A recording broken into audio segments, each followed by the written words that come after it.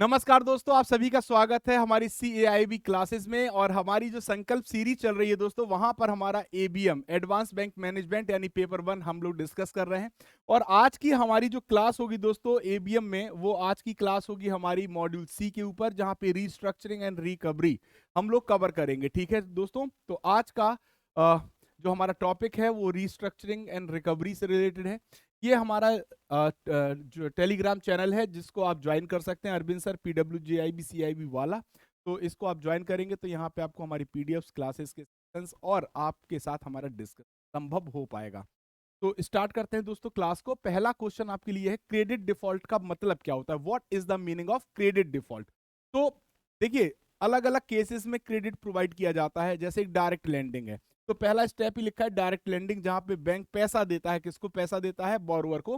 तो प्रिंसिपल और interest amount may not be repaid as per the term of repayment. यानी जब भी बोरोवर ने लोन लिया होगा तो उसको जो अपना लोन ब्याज के साथ या प्रिंसिपल जैसे भी जो रीपेमेंट करने का कॉन्ट्रैक्ट हुआ है ना, प्रिंसिपल हो या इंटरेस्ट हो, वो अमाउंट अगर रीपेड नहीं होता है टर्म ऑफ कंडीशन पर, तो उसे भी हम क्या कहेंगे? Credit default. अगर हम गारंटी और लेटर ऑफ क्रेडिट के केस में बात करें तो fund may not be forthcoming from the constituents upon crystallization of the liability। ठीक है दोस्तों, तो इन the case of securities trading business, funds जो फंड्स होते हैं, फंड्स ये फंड्स है, फंड्स सिक्योरिटीज सेटलमेंट में नॉट बी इफेक्टेड। तो ये तीन स्टेटमेंट दिए गए हैं और इसके आधार पे आपको बताना है कि which one is the correct answer. पहला ऑप्शन कहता है ओनली 1 एंड 2, यानी पहला और दूसरा सही है, तीसरा गलत है। बी कहता है कि ओनली थर्ड इज करेक्ट, पहला और दूसरा गलत है। सी कहता है ओनली सेकंड इज करेक्ट, यानी पहला और तीसरा गलत है। और डी कहता है ऑल आर करेक्ट। तो यहां पे आप सभी को बताना है कि क्रेडिट डिफॉल्ट के केस में क्या कंडीशन बनेगी। तो डायरेक्ट लैंडिंग के केस में जब भी रीपेमेंट नहीं होता है ना, as per term of repayment, चाहे वो प्रिंसिपल हो चाहे इंटरेस्ट, तो उसे हम लोग क्या कहते हैं? क्रेडिट डिफॉल्ट कहते हैं दोस्तों।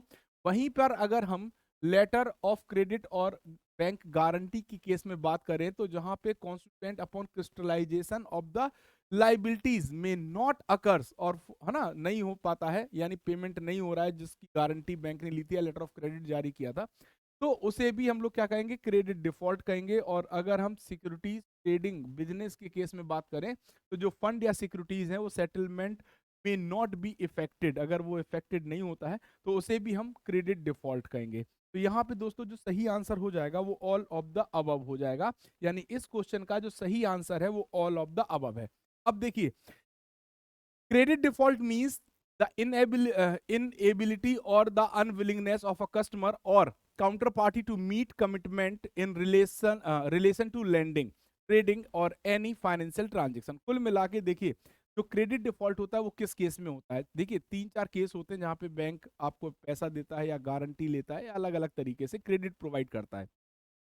तो बोरोवर और लेंडर के बीच में कोई ना कोई टर्म एंड कंडीशन होगी ना, रीपेमेंट की या उसको कंप्लीट करने की। अगर वो कंडीशन फॉलो नहीं होती है बोरोवर के साइड से, ठीक है, according to the term of repayment, तो उसे हम लोग क्या कहते हैं? Credit default. अब ये दो तरीके से हो सकता है, या तो बोरोवर की क्षमता ही ना हो कि वो रीपेमेंट कर पाए, या फिर वो चाहता ही ना हो कि वो रीपेमेंट करे, तो इसे हम लोग क्रेडिट डिफॉल्ट कहते हैं।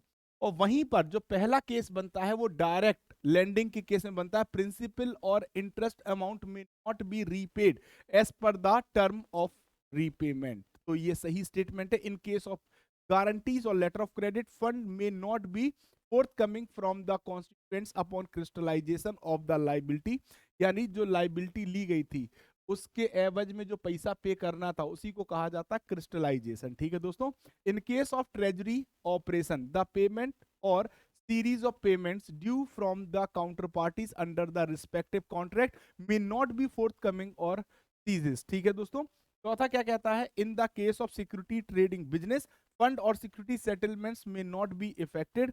और पांचवा केस जो बनता है, in the case of cross border exposure the availability and free transfer of foreign currency fund may not either seizes or restrictions may be imposed by the sovereign। ठीक है दोस्तों, तो ये पांच केस होते हैं जहां पे क्रेडिट डिफॉल्ट को हम डिस्कस करते हैं।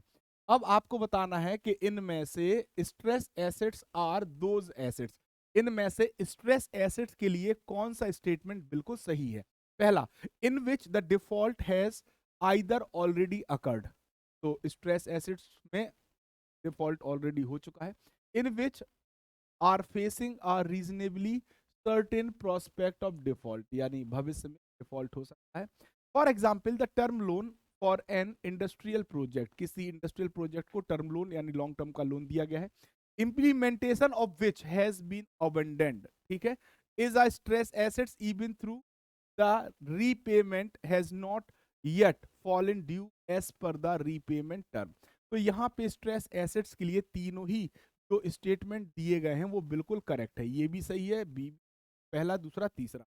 यहाँ पे जो सही आंसर होगा इसका भी क्या हो जाएगा, D is the correct answer. देखिए कैसे, मैं बता देता हूं। देखिए स्ट्रेस एसिड्स होते क्या है, stress assets are those assets which the default has either already occurred or which are facing a reasonably certain prospect of default, यानी या तो डिफॉल्ट ऑलरेडी हो चुका है या कुछ ऐसे रीजन हैं जिनके तहत अनुमान लगाया जा रहा है कि भविष्य में ये डिफॉल्ट हो जाएगा।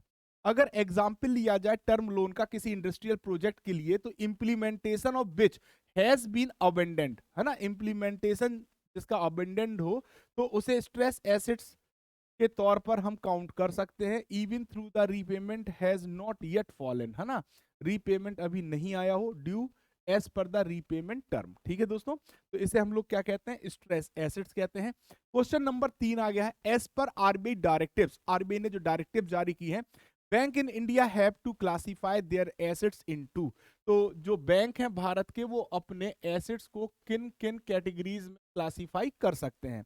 पहला परफॉर्मिंग यानी स्टैंडर्ड एसेट्स और नॉन परफॉर्मिंग यानी एनपीएस। ठीक है दोस्तों, NPS are further classified into substandard, doubtful and loss asset. So the classification is not based on period of default as also the availability of securities।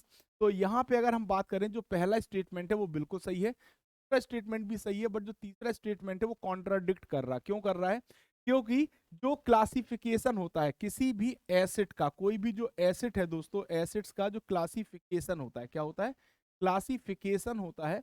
वो classification किस आधार पे होता है, वो दो चीजों के आधार पे होता है, एक तो पीरियड के आधार पे और दूसरा सिक्योरिटी के आधार पे सिक्योरिटी के आधार पे।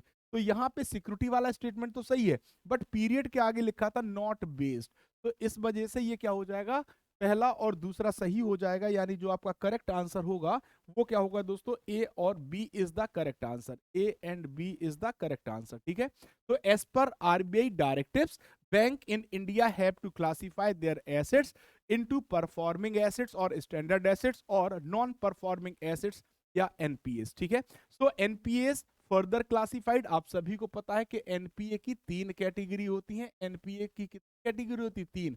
सबसे पहली कैटेगरी होती है सब स्टैंडर्ड, क्या होती है, सब स्टैंडर्ड होती है दोस्तों।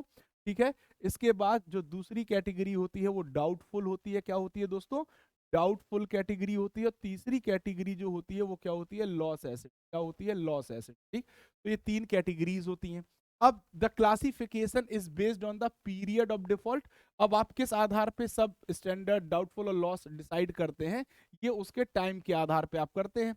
As also the availability of security के आधार पे। अब द अमाउंट ऑफ प्रोविजन, अब अगर मान लो कोई लोन एनपीए बन रहा तो प्रोविजनिंग करता बैंक, है ना, तो जो जो प्रोविजन का अमाउंट है वो कैसे डिसाइड होगा, so the amount of provision requires to make the assets portfolio of the bank depends into the classification of 4 categories of standard, substandard, doubtful और लॉस। तो इन 4 के आधार पे प्रोविजनिंग की जाती है किसी भी बैंक के द्वारा अपने एसेट्स के लिए।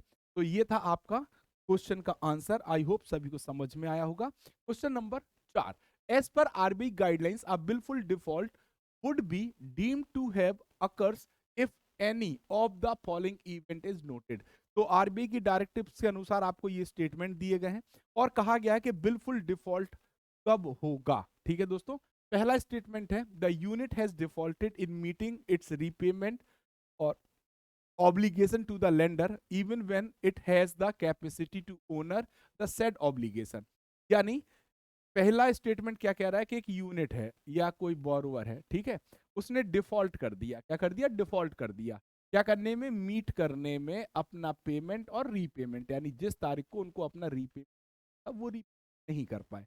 अब जो रीपेमेंट ऑब्लिगेशन था वो नहीं कर पाए, तो the lender even when it has the capacity to honour the said obligation, जबकि पास उसके पास क्षमता है कि वो अपना ऑब्लिगेशन रीपेमेंट का कंप्लीट कर पाए, ओनर कर पाए, बट उसने नहीं किया। ठीक है दोस्तों, तो अब आपके सामने देखिए, ठीक है, अब दूसरा कह रहा है the unit has defaulted in meeting it repayment or payment obligation to the lender as has not utilized the finance from the lender for the specific purpose for which finance was availed of, but has diverted the fund for the other purpose। ठीक है दोस्तों, तो यहां पे इन्होंने क्या कहा कि जो बोरोवर या यूनिट है उसने डिफॉल्ट कर दिया अपने ऑब्लिगेशन, रीपेमेंट ऑब्लिगेशन को, जो पेमेंट करना था किसको, लेंडर को, और ये जिस काम के लिए इसको लोन दिया गया था, फाइनेंस किया गया था, इसने उस काम में वो फाइनेंस को यूज ना करके उस फाइनेंस को उसने क्या किया, डाइवर्ट कर दिया किसी और काम के लिए।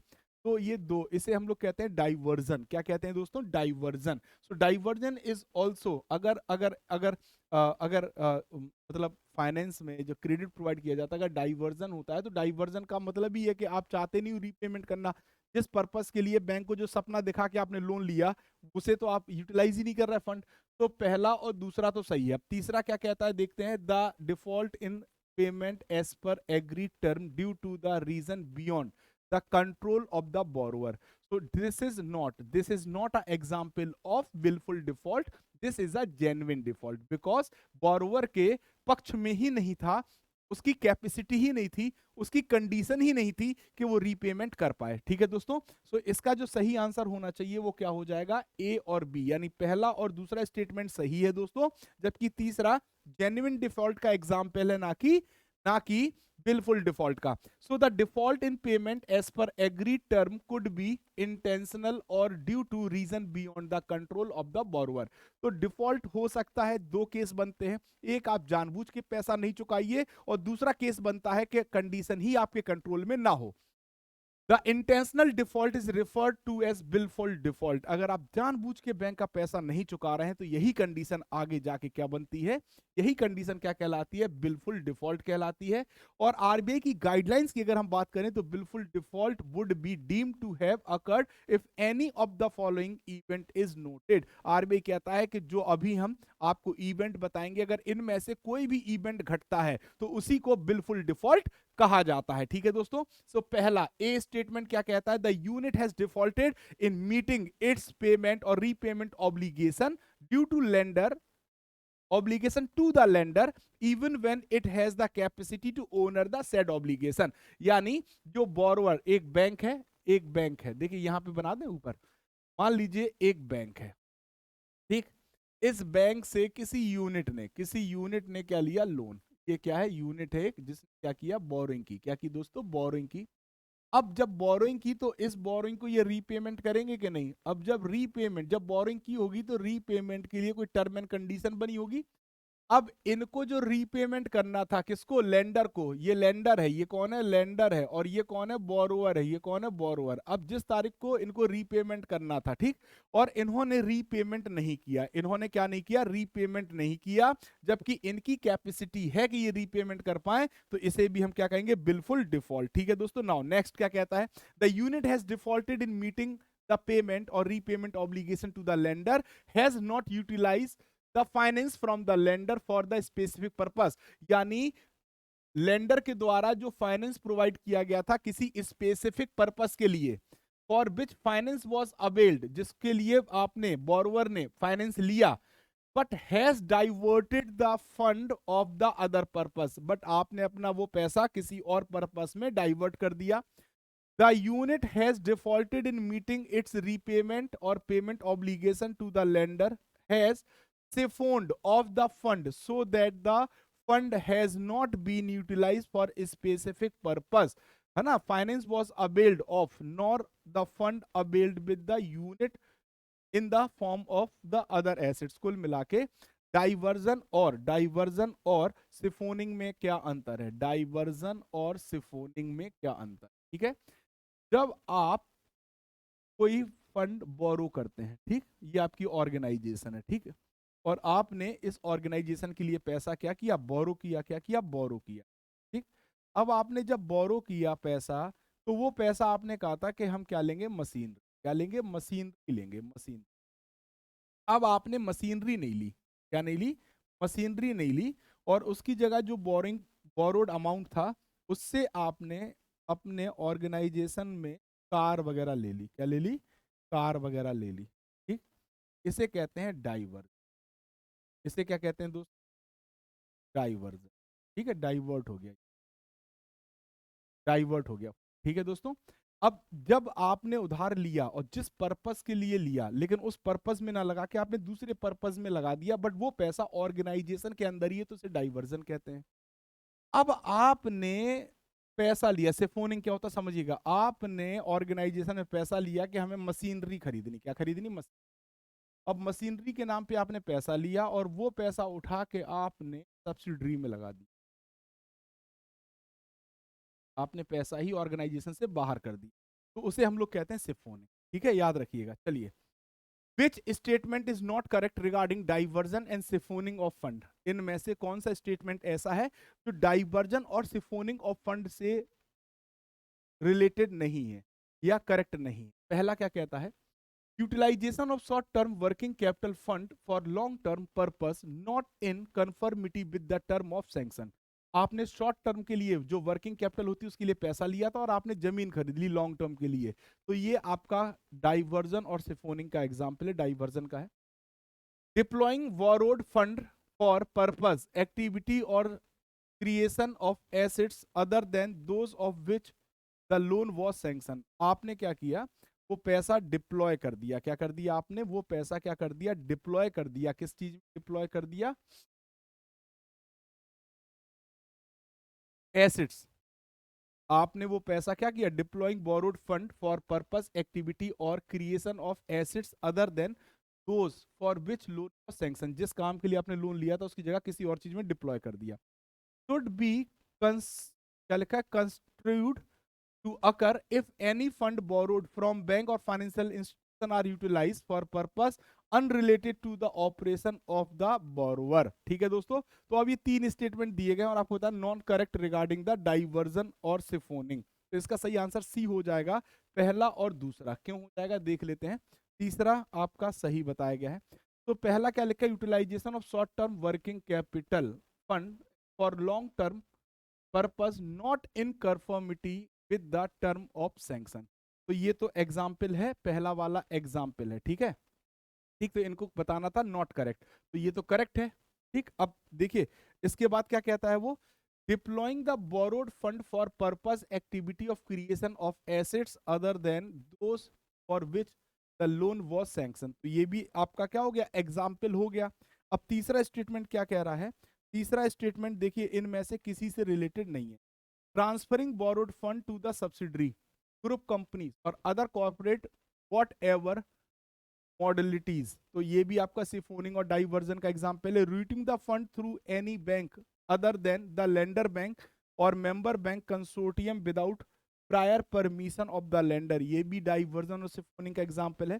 तो investment in other companies by way of acquiring, way of acquiring equities debt or instrument without approval of the lender, ठीक है दोस्तों। और shortfall in deployment of fund within which the amount disbursed drawn and difference not been accounted for, तो ये जो 5 statement दिए गए ये डाइवर्जन और सिफोनिंग से रिलेटेड है। वहीं पे अगर आप यहाँ पे देखोगे तो शुड बी क्या लिखा है, कंस्टर्ड to occurs if any fund borrowed from the bank financial institution are utilized for the purpose unrelated to the operation of the borrower, so ये आपका सिफोनिंग का एग्जाम्पल नहीं है। चलिए तो आगे बढ़ते हैं अगले क्वेश्चन नंबर 6 क्या कहता है, देखते हैं क्वेश्चन नंबर 6 क्या कहता है। If in view of the sensitivity involved and need to prevent the publishing of photograph of defaulting borrower guarantor, which one is correct, तो जो नहीं बोरोवर होता है जो लोन लेता है और लोन रीपेमेंट नहीं कर रहा होता है, तो ग्राफ पब्लिश करने के लिए क्या गाइडलाइन है, उसमें से क्या सही है। पहला, lending institution can consider publication of photograph of only those borrower who have been declare as wilful defaulter. तो उन्हीं बोरोवर का फोटोग्राफ मतलब पब्लिश किया जा सकता है जो क्या हो गए हो, डिफॉल्टर हो गए हो। The lending institution self formulate a policy in which no need to take prior approval of their board of directors, which clearly set out the criteria based on which the decision to publish the photograph। तो अगर कोई landing institution है वो कोई policy बना सकता है जिसमें उसको अपने बोर्ड ऑफ डायरेक्टर्स के अप्रूवल की रिक्वायरमेंट नहीं है अगर वो बोरोवर का फोटोग्राफ पब्लिश करना चाहता है। तीसरा, the lending institution shall be publish photograph of any other defaulting borrower, किसी भी डिफॉल्टिंग बोरोवर की फोटो पब्लिश कर सकता है बैंक। तो यहाँ पे जो गाइडलाइन है वो पहली वाली सही है, दूसरी गलत है और तीसरी गलत है। क्यों? क्योंकि यहाँ पे लिखा है no need to take prior approval, जबकि बिना जो भी बैंक की पॉलिसी होगी उसमें बोर्ड ऑफ डायरेक्टर के अप्रूवल के बिना, बोर्ड ऑफ डायरेक्टर के अप्रूवल के बिना फोटो पब्लिश नहीं किया जा सकता। और लैंडिंग इंस्टीट्यूशन किसी भी बोरोवर जो डिफॉल्टेड बोरोवर है फोटो पब्लिश नहीं कर सकता। तो यहाँ पे जो करेक्ट स्टेटमेंट अगर पूछा गया है तो वो सिर्फ और सिर्फ पहला स्टेटमेंट करेक्ट है। पहला स्टेटमेंट करेक्ट है। क्या है? पहला स्टेटमेंट करेक्ट है दोस्तों, ठीक है। तो यहाँ पे जो आंसर होगा वो ए हो जाएगा और ये आपके लिए गाइडलाइंस लिखी हुई हैं तीनों, ठीक है दोस्तों। और यहाँ पे जो बिल्कुल डिफॉल्ट के साथ गारंटर पार्टनर उनकी फोटो पब्लिश की जा सकती है अगर वो बिल्कुल डिफॉल्ट है। और यहाँ पे need to take prior approval from the board of director, है ना। और किसी भी डिफॉल्टेड जो बोरोवर है उसकी को पब्लिश नहीं किया जा सकता। और एक और कंडीशन है जो उस ऑप्शन में नहीं थी, द यूनियन गवर्नमेंट ने फरवरी 2024 में डायरेक्ट किया बैंकों को not publish photograph of education loan defaulters, यानी एजुकेशन लोन जिनने किया है और वो डिफॉल्ट अगर कर रहे हैं तो उनकी फोटोग्राफ पब्लिश मत कीजिए। ये गाइडलाइन सेंट्रल गवर्नमेंट ने बैंकों को दी है। क्वेश्चन नंबर 7 कह रहा है, क्वेश्चन नंबर 7 क्या कह रहा है, central repository of information on large credit which one is not correct. इसमें से पूछा गया है कि इनमें से कौन सा ऐसा है जो नॉट करेक्ट है। तो पहला, द क्रिलिक was built in 2014 by RBI, बिल्कुल सही है कि जो CRILC है उसको 2014 में आरबीआई के द्वारा बिल्ड किया गया। Precisely to help financial institution और banks to access their NPA requirement, to their NPA requirement, यानी एनपीए रिक्वायरमेंट में मदद करने के लिए, ठीक है दोस्तों। चलो, ऑल फाइनेंस एनबीएफसीज यानी non banking financial companies, ND non deposit S, और अगर बात करें NBFCs D deposit, and all NBFCs factor shall be required to report to the relevant credit information on a quarterly basis to CRILC, ठीक है दोस्तों, quarterly basis पे report करना है। इसके बाद जो central repository of information on large credit maintained by Department of Supervision RBI to collect, store and disseminate data on borrowers credit exposure। तो यहाँ पे देखो ये तो सही लग रहा तीसरा और दूसरा, बट जो पहला वाला है वहां पे क्या है, कुछ मुझे असुविधा लग रही है, ठीक है। तो पहली बात तो इसका जो आंसर है वो क्या हो जाएगा, वो आंसर हो जाएगा, है ना, नॉट करेक्ट में। अगर नॉट करेक्ट में तो ए हो जाएगा, क्या हो जाएगा, नॉट करेक्ट ए है। अब देखिए ए क्यों नॉट करेक्ट है ये भी मैं आपको बता दे रहा हूं, क्योंकि यहाँ पे इन्होंने क्या कहा है, द क्रिलिक वाज बिल्ट इन 2014, है ना, और precisely to help financial institution and bank to access their non performing assets. NPA को एक्सेस करने की बात की गई है ना, एनपीए रिक्वायरमेंट की बात नहीं, ठीक है दोस्तों। चलिए, और बकाया दोनों स्टेटमेंट सही हैं। A bank follows the following steps in case of stress assets. तो जब भी कोई स्ट्रेस के एसेट्स होता है तो बैंक कौन से स्टेप फॉलो करता है, पहला रेक्टिफिकेशन, दूसरा रीस्ट्रक्चरिंग, तीसरा रिकवरी और चौथा राइट ऑफ। तो बिल्कुल चारों ही स्टेप सही हैं यहाँ पे, और यहाँ पे जो आंसर होगा वो क्या हो जाएगा, डी, क्योंकि सबसे पहले रेक्टिफिकेशन की बात होती है, फिर रीस्ट्रक्चरिंग की बात होती है, फिर रिकवरी की बात होती है जहां पे सरफेसी, डीआरटी, लोक अदालत, है ना, और बैंकरप्सी ये सब चलता है, और राइट ऑफ का मतलब माफ कर देना फिर, ठीक है। तो ये चारों ही सही आंसर है। देखिए सबसे पहले क्या है, रेक्टिफिकेशन, जहां पे रेगुलेशन की बात होगी है ना, वहां पे फॉलो अप किया जाएगा लोन को, है ना, सब प्रोसेस को देखा जाएगा और एग्जिट हो जाएगा। फिर आ जाता है रीस्ट्रक्चरिंग। तो यहाँ पे क्या होता है, रीपेसमेंट और रीअलाइनमेंट किया जाता है, कंसेशन और रिलैक्सेशन प्रोवाइड किया जाता है, और जरूरत पड़ी तो और फाइनेंस प्रोवाइड किया जाता है जिससे कि वो स्टेब्लिश हो जाए। और तीसरा फिर होता है रिकवरी। तो उसमें आप लीगल एक्शन ले सकते हैं और कंप्रोमाइज कर सकते हैं। और चौथा स्टेप होता है राइट ऑफ, जहां पे टेक्निकल और एक्चुअल बेसिस पे आपको फिर पैसा नहीं मिलता है, आपको अपनी तरफ से ही उसका प्रोविजन करना होता है।